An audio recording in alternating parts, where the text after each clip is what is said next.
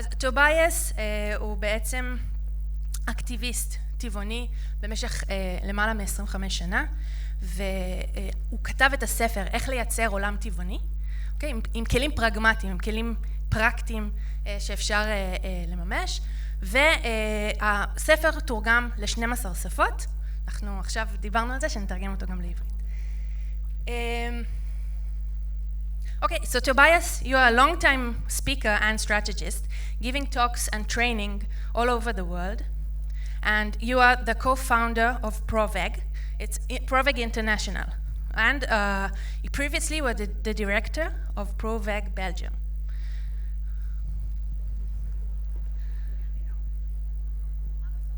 אני...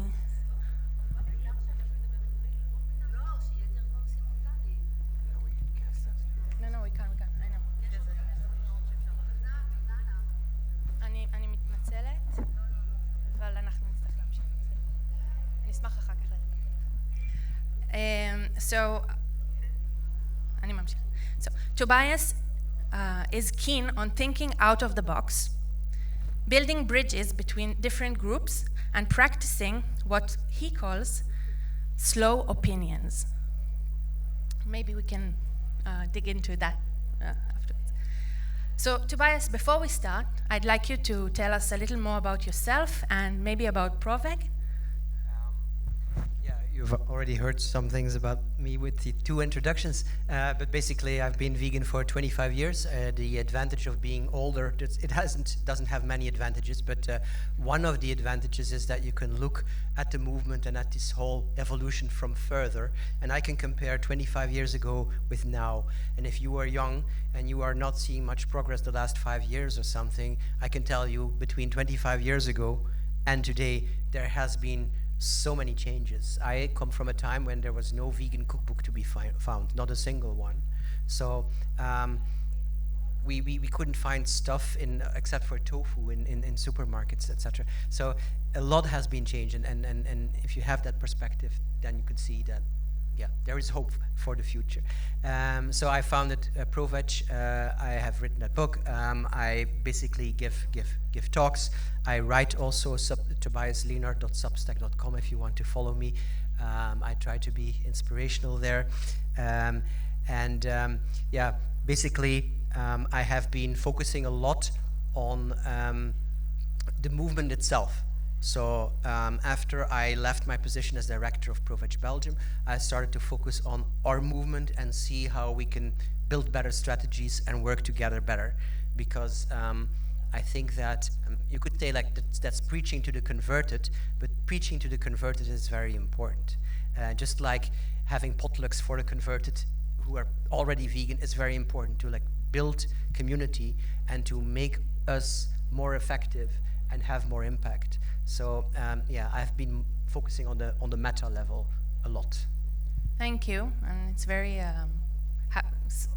I'm happy to hear that.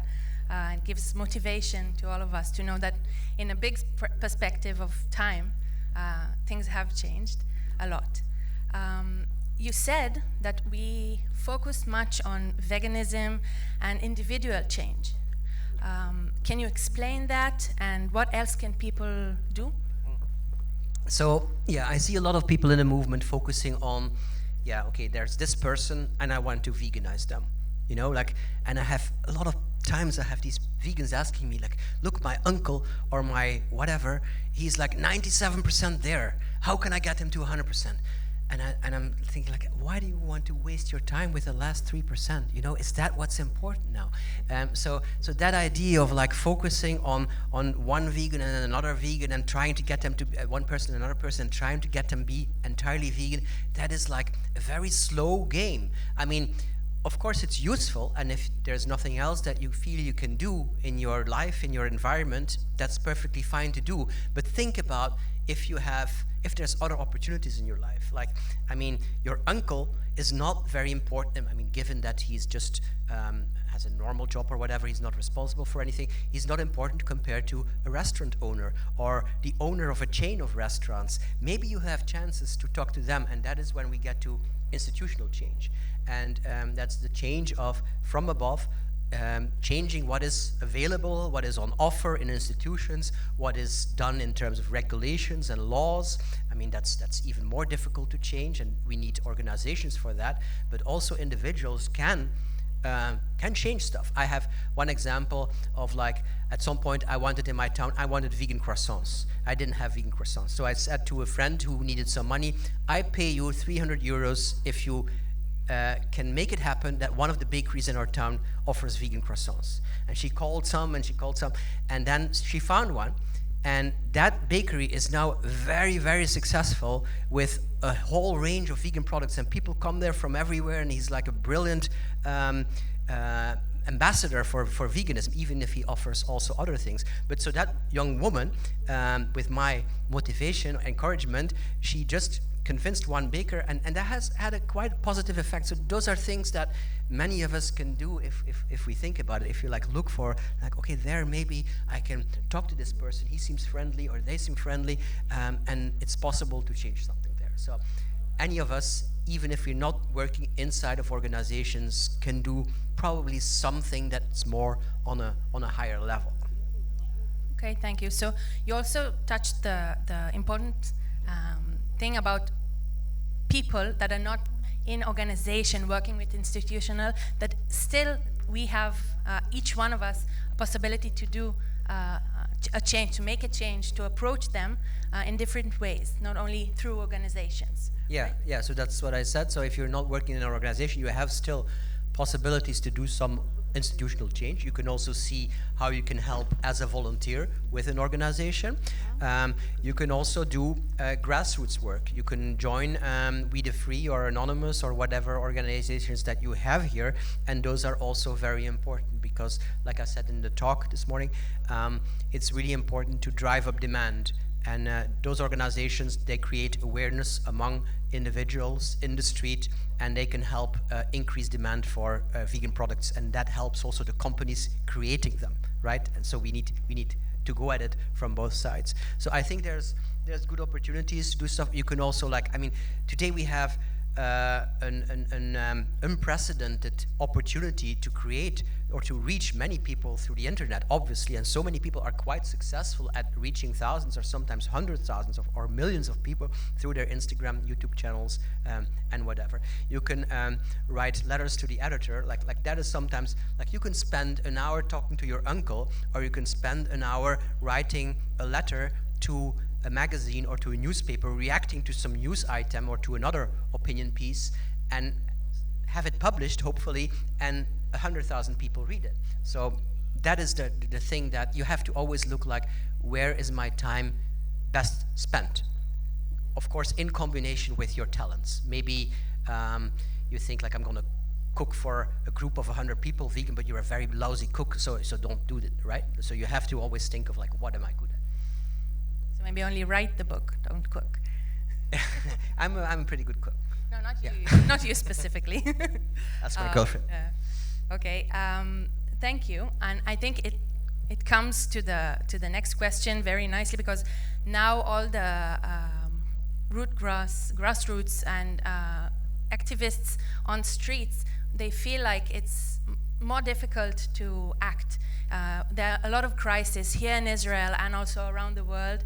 And do you see any chance in this situation that we can use?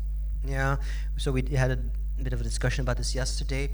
I think there's several ways to look at this. There's the possibility that, okay, there's a war here, a horrible thing happening, and it's possible that some things have to be on pause, and we may have to accept that. And in every movement it goes like this. It can go up and up and up, but sometimes it goes down again, and wars are generally not good periods for social change. So that is one way to look at it. We could also, like, do stuff from our desks, and if we see that when we're organizing something, not many people come out, but this is not evidence of that. I mean, we're here with so many people, so it seems that we can still come out, right? But if you're organizing an action and a demo and it doesn't work. Maybe there's other things that we can do behind the scenes, from our desk, influencing people, regrouping, re-strategizing, thinking about things, preparing things for the next stage, for when this war will be over.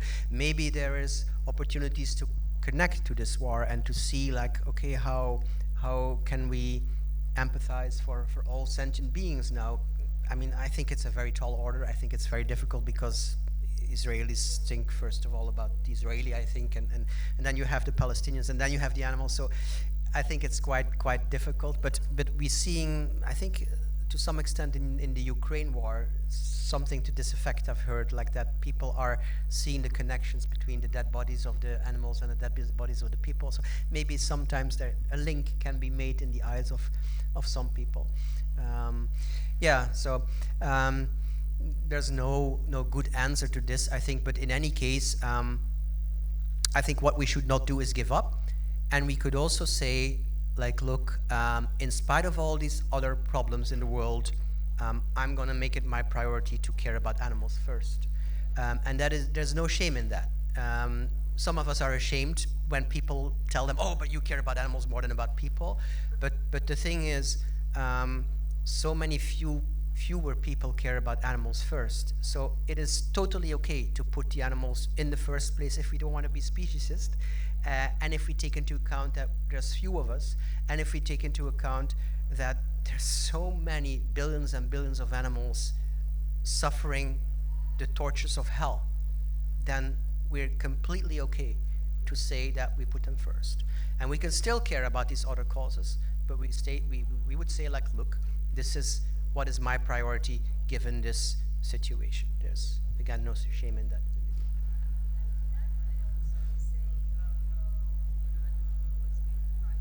Yeah, also. Yeah, exactly. And if we have one of our horrible wars, again, there's even more animal casualties because of that. So if you look at what's happening in Ukraine, I mean, yeah. So yeah, it's a very good point. Thank you. And I want to add to that, when the war started, and thank you for all who is here, many of the activists, animal rights activists, just that were not called into duty in the army, took their cars and organized all together to go and save animals from the border into the sanctuaries. And I think that's also some activity that, thanks. You want now or at the end? Either way, if it's related to this, yes, you can ask. You wait? Okay. Okay. So there. Okay. The next question that I want to ask you is about the alternative proteins. What? Okay.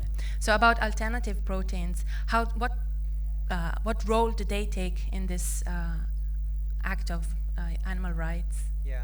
So this is what I explained in the talk this morning.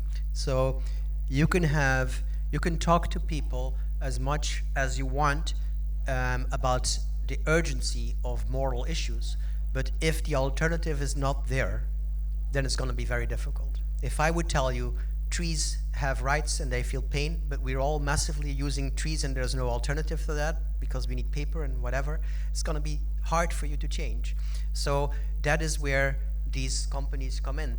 They create the alternative so that people can switch more easily. And the beautiful thing about this movement and this issue is that to some extent, to a very high extent actually, we have a technical or a market solution for our problem, right?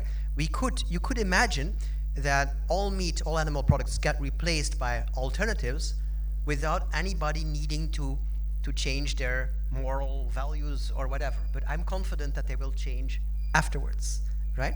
So, and you don't have that with any social justice movement. You know, if you think about LGBTQ rights or something, there's no like technical alternative or solution to that. You have to change minds.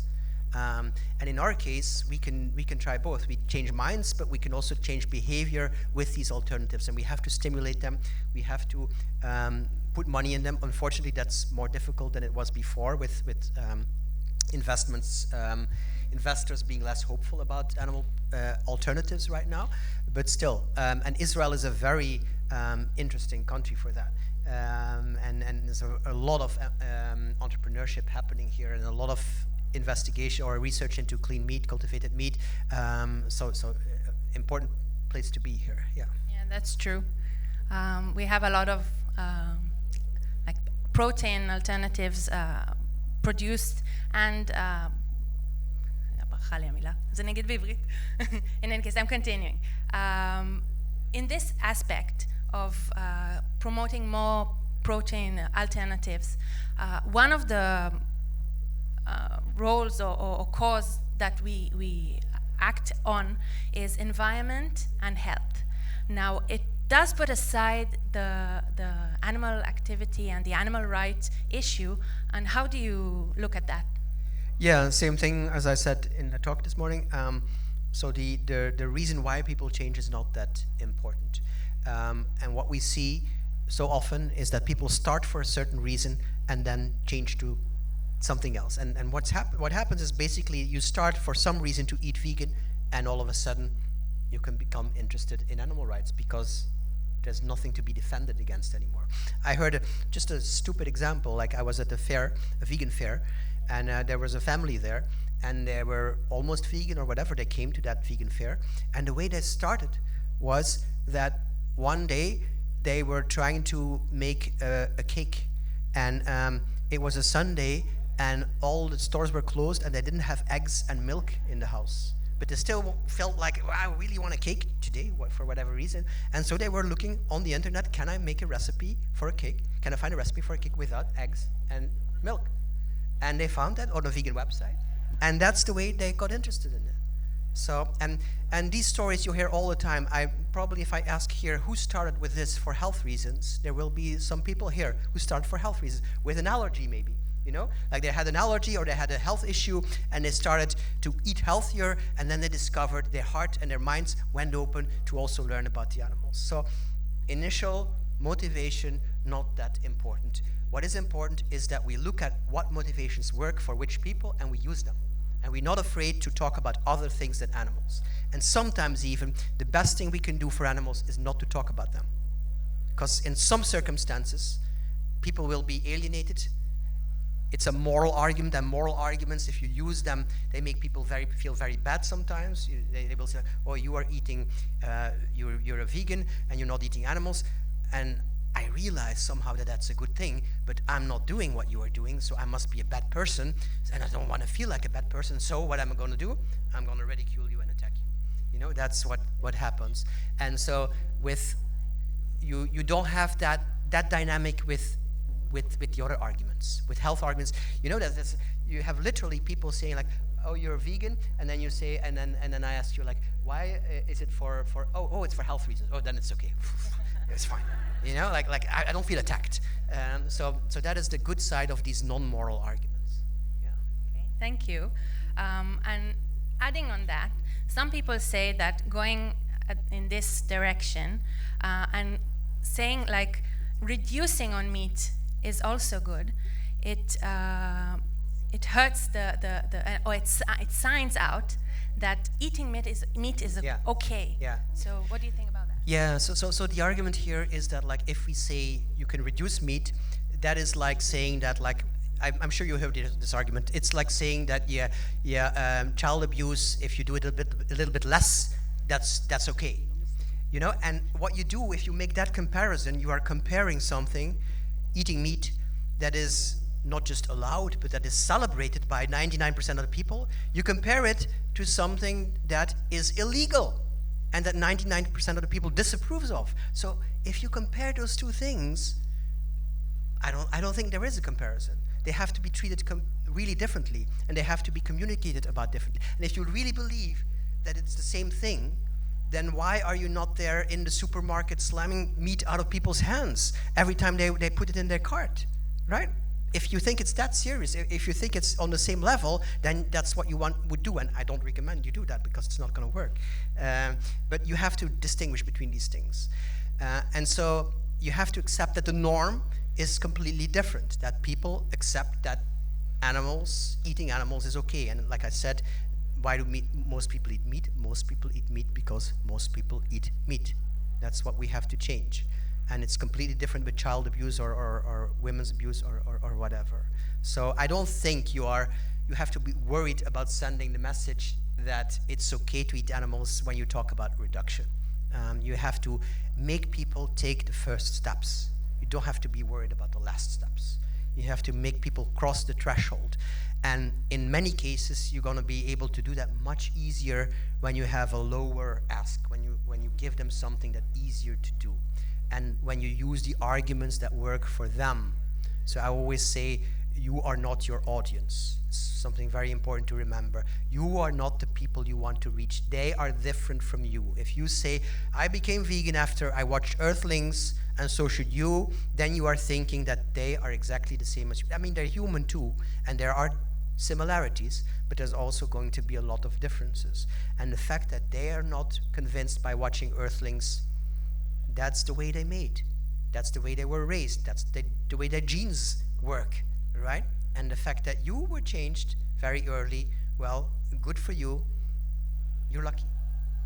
You have the privilege of having empathy.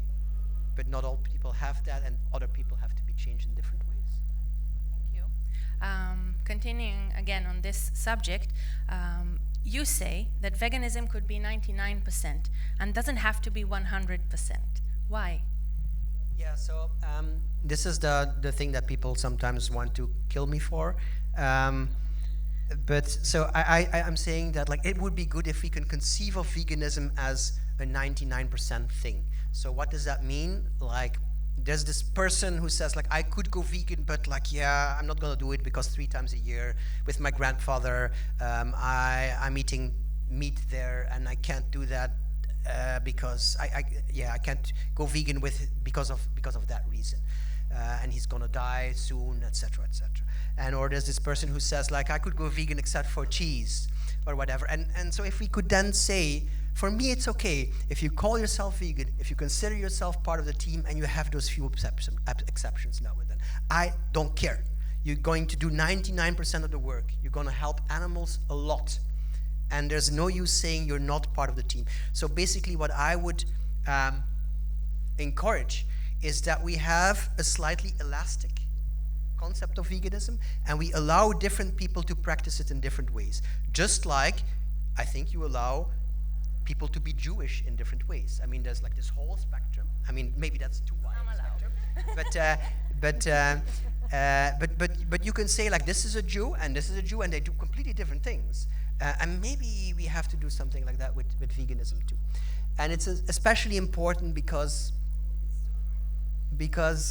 this is because being vegan is not the most important thing there is. What is much more important is speaking out for animals. And you don't have to be a vegan to do that. And we have to stop saying to people, oh, you're not vegan, so you should stop speaking for animals. You're a hypocrite if you speak out for animals without being vegan. That's so stupid. I mean, if you compare ourselves to other movements, you can be an environmentalist and still fly. You can be a feminist and do other things than other feminists do. But in the vegan movement, it's so clear-cut, you're only vegan if you never eat this, ever. Why is that? Why do we have such a strict definition of belonging to this movement? It's not productive. It has advantages, but it has a lot of downsides as well. And so what I would be in favor of is that we have another definition of being part of this. And if you look at the year 1944, when Donald Watson in England started the Vegan Society, in the statutes of this society, it's that everybody is welcome that looks in the same direction, irrespective of how they are eating. And you can imagine that there's a lot of people, and we know this from research, there's a lot of people who are not vegan today, but who agree with the direction, and who would vote for a vegan world if that became a rule or a law or something. They would go along.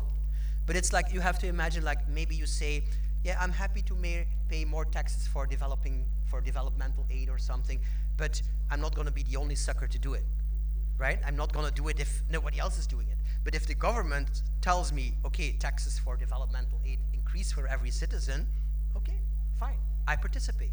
That is a bit like people saying, yeah, when the government says that the slaughterhouses have to close, okay, I'm fine with that. And we will invent alternatives, and I'll be fine. And those people are allies, even if they're not vegan already. Thank you. Continue on disagreements, okay? So in our movement, we have many strong opinions and disagreements, especially now with all what's going on in Israel and in the world and other issues. How can we talk about topics, how can we talk better about topics and stay united? Yeah. That's one thing very important for us now. Yeah, it's a billion-dollar question, and it doesn't just apply here in Israel, but it applies in general in the world. How can we disagree in a civil way? How can we have different opinions than somebody else and still agree? How can we agree to disagree and respect each other? That requires a level of self-awareness. That requires a level of, I would say, maybe being not so sure of ourselves and our opinions.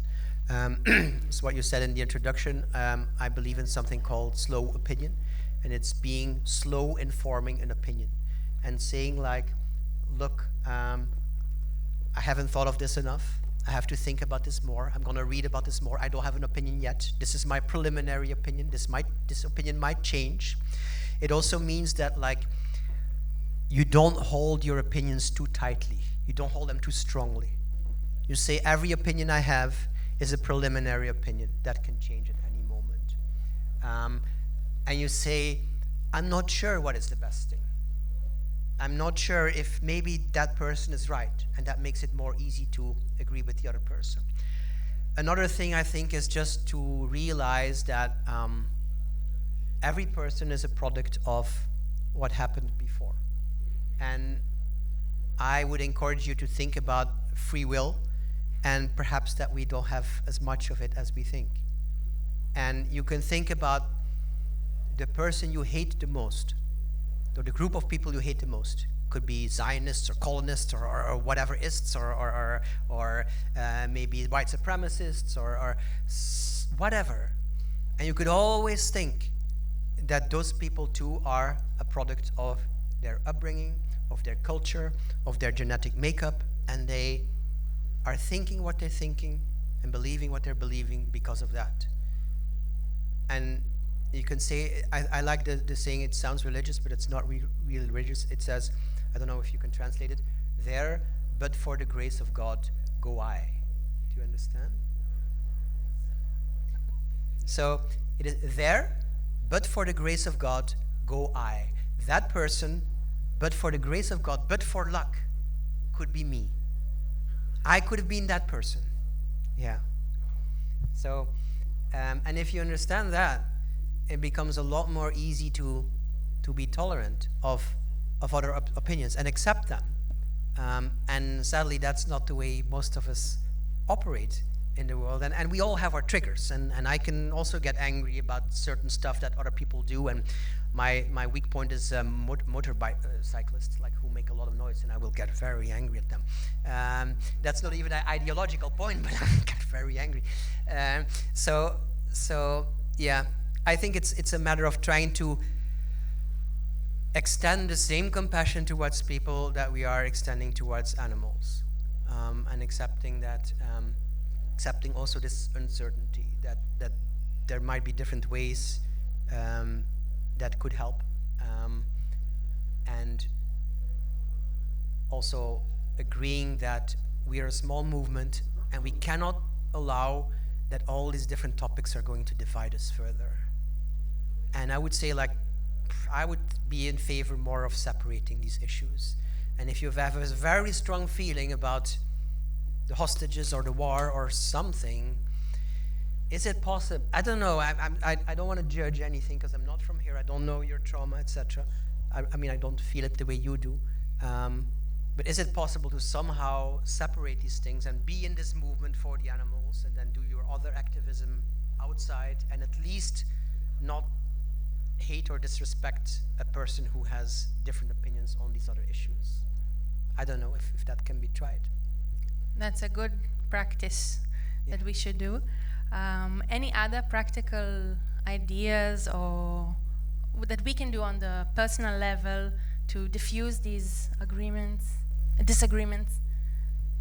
Yeah, I think in the way of becoming a stronger movement. Yeah, I think having discussions is important. Creating a culture that has some of these aspects of slow opinion, of being compassionate towards each other, of like maybe also discussing like to what extent can we split, to what extent can we say like, okay, we're going to keep this issue out of this room.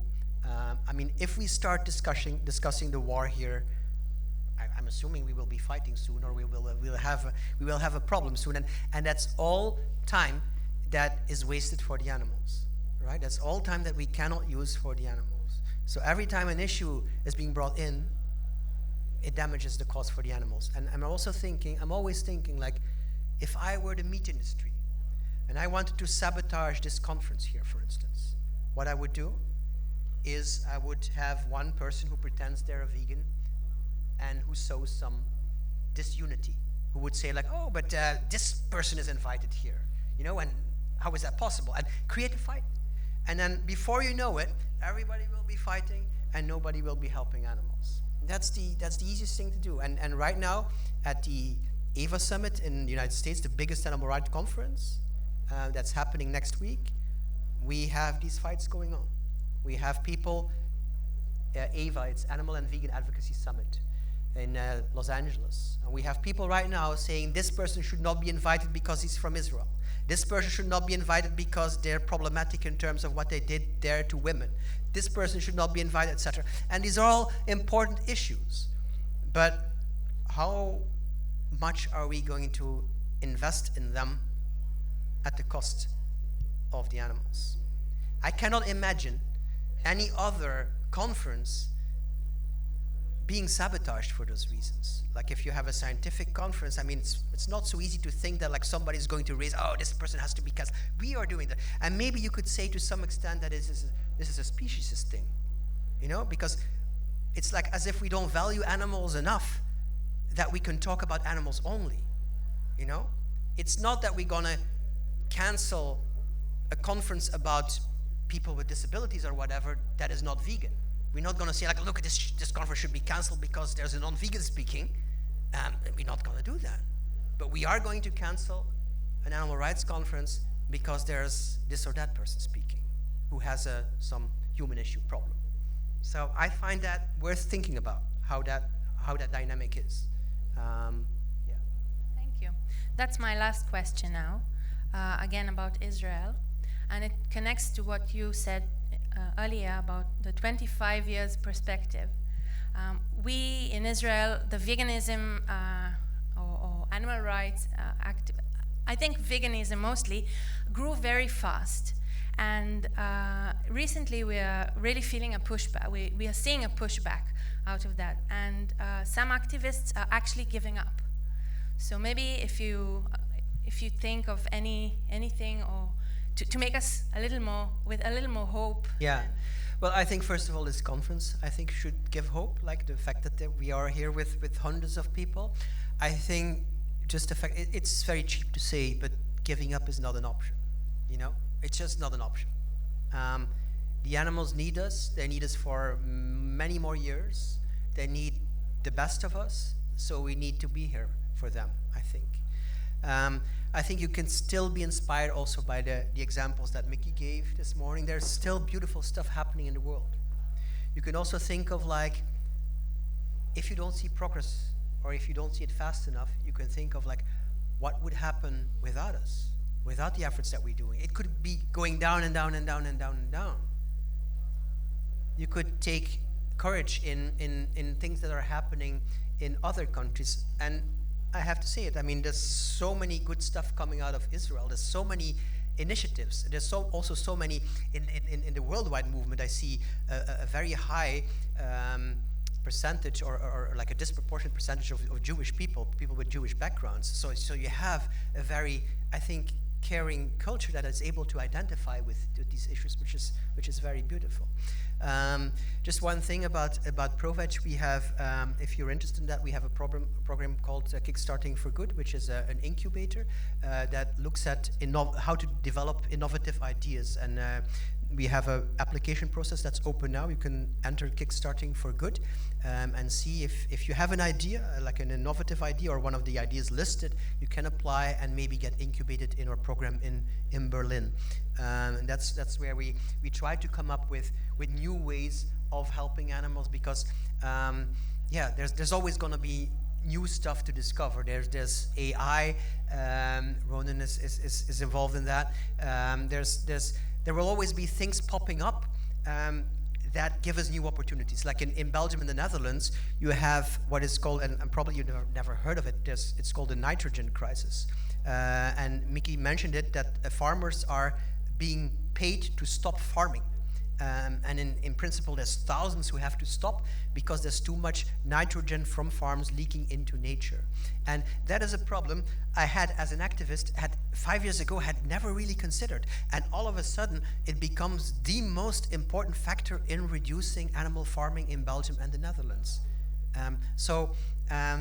We can be hopeful also about new things rising and popping up, and maybe new bad things as well. Pandemics are something that might help us. It's strange to say, but maybe pandemics will lead to some awareness or some more problems that we have to really tackle.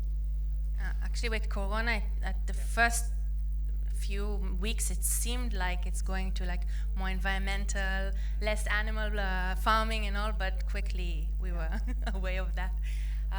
Thank you so much for being here and what? In person? No, but also sharing with us. אני אשתף אתכם שאני מעולם לא הקראתי על במה. אני ממש טובה בלעמוד על במה ולדבר, אז אני מקריאה, it's in Hebrew because I need to be fluent, okay? אז אני כמעט וביקשתי לא לעשות את זה, אבל אז החלטתי שזה חשוב מספיק לגמגם איתכם ביחד כאן. As thank you so much for being here and giving us some inspiration, that was the word, and giving us the reason to continue with what everyone here is doing.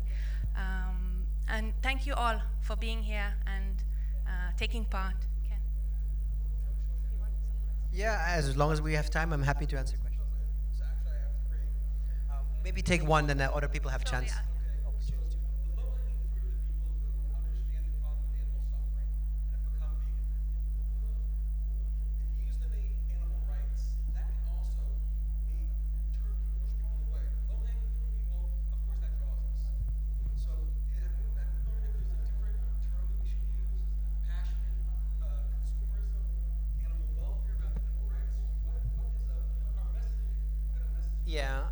Yeah, so I mean, first of all, I mean, that's within the animal rights zone, but then outside there's environment and health, etc.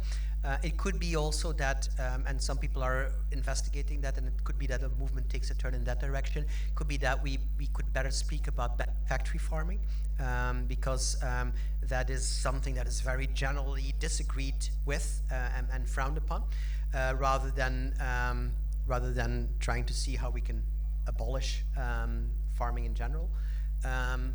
But yeah, I think that you have to look at the context. In many cases, like you say, that the moral arguments, animal rights, animal welfare, whatever argument you use there, the moral arguments can backfire, because if people feel they're not applying that, they feel like they're not a good person. So that's why I would be careful.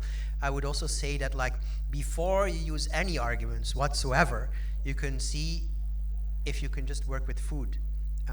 If you can disarm people by giving them somehow, by going shopping with them, by cooking with them, by going to eat with them, cooking for them, giving them good food.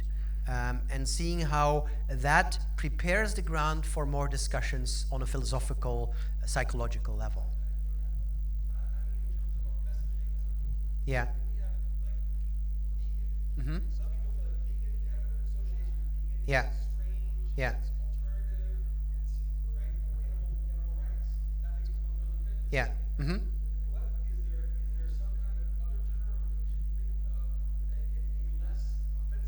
Yeah. Mm-hmm. Yeah, I mean, it could be like something pro-animal or something. I think we need to build a movement of people who agree that things have to be different for animals without emphasizing the diet change so much, because the diet change is difficult, and yeah. Okay, we don't have much time, so just one short question each, okay?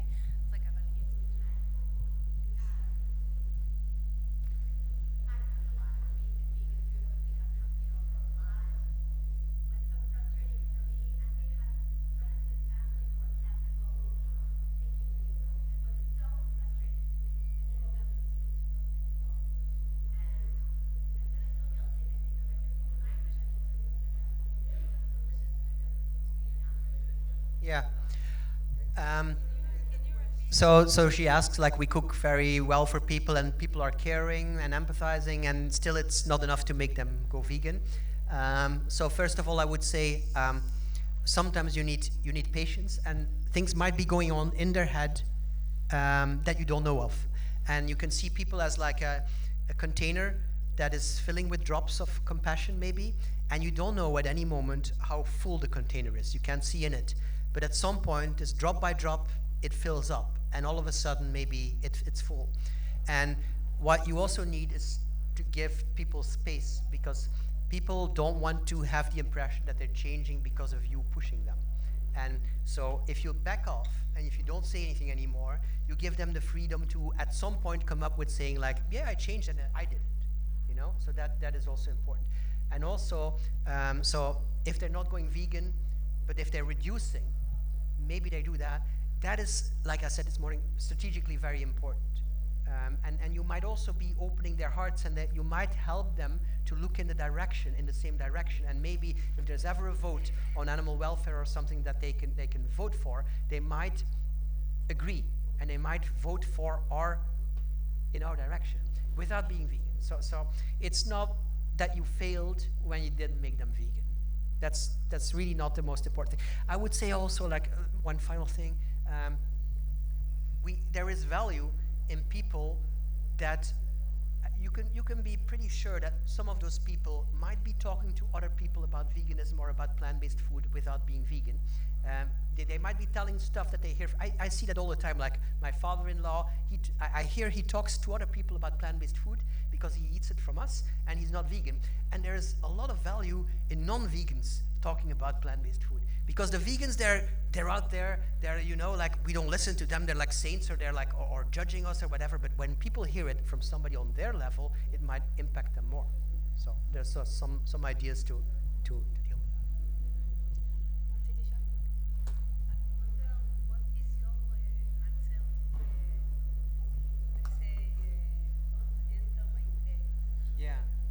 Yeah, good point. So people say, like, you can't meddle with my plate.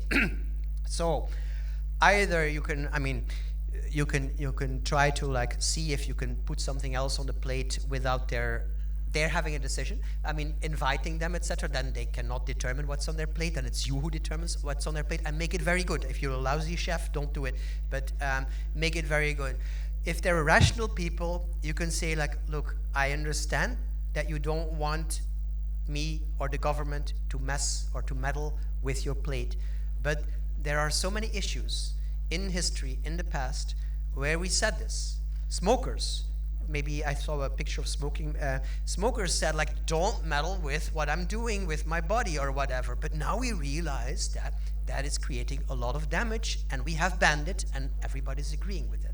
I mean, we have banned it inside buildings, etc. So, and there's a lot of things like that we come to the conclusion that something is universally having bad influences, and that we are right to talk to individuals about it. We're not there yet with meat, although we are there maybe in some leftist progressive circles, but in general we are not there yet. But I'm confident that we will get there and that there will be a norm of saying like, look, what is on that plate is not good. And we have, again, looking further back, governments are now realizing that in Western Europe, like Belgium and the Netherlands and other countries, governments are seeing that is necessary, and they're looking for ways to influence consumers in the best possible way. So there is hope that this is changing. Yeah. Last question, okay? I'm sorry because we have another thing to do. Yeah. Yes. So one of the most important things I also learned being an activist and talking to people is not that discipline. It's crucial that the person sees it. And so, but on the other hand, you talk about talking to people on what they care about, industries or cause or other Yeah. stuff. So how to balance between this? Yeah. What should be more important to talk to someone on his level or to be authentic to what you really care about? Yeah, it's a good question, and sometimes I struggle with that myself. So I am in a certain environment, and I want to like talk about the animals because that's what passionates me. And sometimes they can see the passion and they appreciate it. Sometimes that doesn't go well, and I alienate them. I would say, like, can you find a way to be and to feel genuine and authentic while talking about these other things? Because it's not necessary that you can share your reasons why you're doing this, but basically you want to create change, and you're passionate about change, whether it's for animals or whatever, and you are showing your passion for that change in general. And I don't know if it's that important that you show it's for the animals or for something else. I'm sure that you will sound more passionate and more genuine and more authentic, but then you have always these people like, oh wow, I respect that passion. I really admire your fire and your authenticity, but I don't do anything, you know. So it doesn't necessarily have the impact that you would want. So I think that being pragmatic and trying to see where you can touch them in a way that really concerns them is more important than speaking our truth. But nothing prevents you from doing both at different occasions. But yeah, maybe you can think about it and experiment and see what makes the most change. But I also sense that, like, in a lot of vegans, that's an idea that they have in their mind, that they have to speak from their heart and from their passion, and that it's not necessarily something that the other person necessarily appreciates or finds the most important thing. It's maybe more an idea that's in your head, just like the idea that we have to be always consistent and always carry the message for animals. That's maybe an idea that's more in our heart and our head than that it's in theirs. So yeah, always try to look from their perspective. Thank you so much for being here.